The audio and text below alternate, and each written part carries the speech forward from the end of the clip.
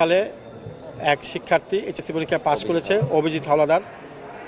এই ছেলের ডেঙ্গু জ্বরে আক্রান্ত হয়ে ন্যাশনাল মেডিকেল কলেজে ভর্তি হয়েছিল। ভর্তি হওয়ার পরে ছেলেটি মারা যায়। শিক্ষার্থীদের দাবি যে তার ভুল চিকিৎসা বা সঠিক চিকিৎসা না করার জন্য সে মারা গিয়েছে। এই জন্য আমাদের শিক্ষার্থী এবং আশেপাশে অনেক কলেজের শিক্ষার্থীরা সেখানে প্রতিবাদ করতে যায় এবং সেই প্রতিবাদের মুখে ন্যাশনাল মেডিকেল কলেজ তারা আতঙ্কিতভাবে হামলা চালায় বিভিন্ন সন্ত্রাসী গুন্ডা বাহিনী নিয়ে। এই থেকে আসলে এই সূত্রপাত।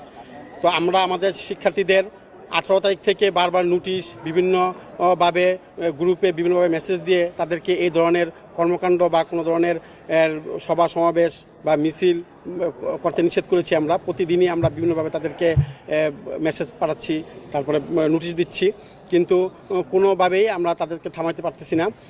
এই পরিস্থিতি আমাদের পরীক্ষা ছিল সেমিস্টার এবং পিটেস্ট পরীক্ষা, আমরা সেটাও বন্ধ করে দিয়েছি এবং ছাত্রদের বিভিন্নভাবে আমাদের শিক্ষকরা গার্জেন সহ বিভিন্নভাবে আমরা চেষ্টা করেছি কাউন্সিলিং করে যে এই ধরনের প্রতিবাদ সভা বা মিছিল মিটিং যেন না করে। কিন্তু সরওয়ার্দী কলেজের শিক্ষার্থীরা আমার শিক্ষার্থীকে আহত করে মাথা ফাটিয়ে ফেলে। এর সূত্রপাত ধরে বিভিন্ন ধরনের গণ্ডগোল শুরু হয় কালকে থেকে এবং কালকে রাত্রে আমরা জানতে পেরেছি যে সরওয়ার্দী কলেজের শিক্ষার্থীরা ঘোষণা দিয়েছে ডিএমআরসি কলেজ উড়িয়ে দিবে, এই কলেজের ইট সহ তারা খুলে নিয়ে যাবে। আসলে সেই ঘটনাটাই আজকে তারা ঘটিয়েছে। আমরা কখনো আশা করি নাই যে শিক্ষার্থীরা এই ধরনের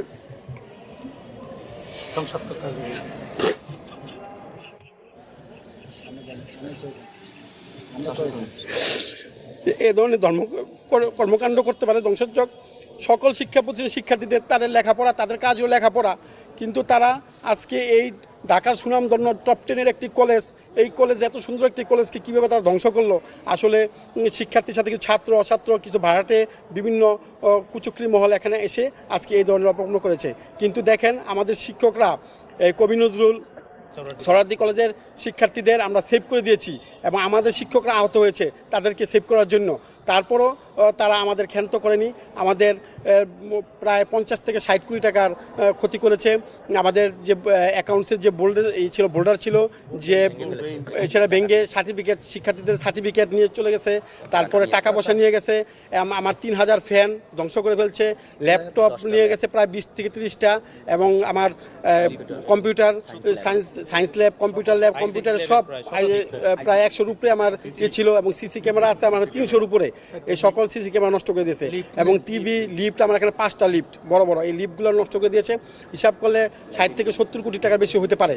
এবং আমার এই 12তলা ভবনের একটা জানালার কাজও নেই। আপনারা দেখতে পাচ্ছেন, আপনারা আজকে সারাদিন এটা রিপোর্ট করেছেন।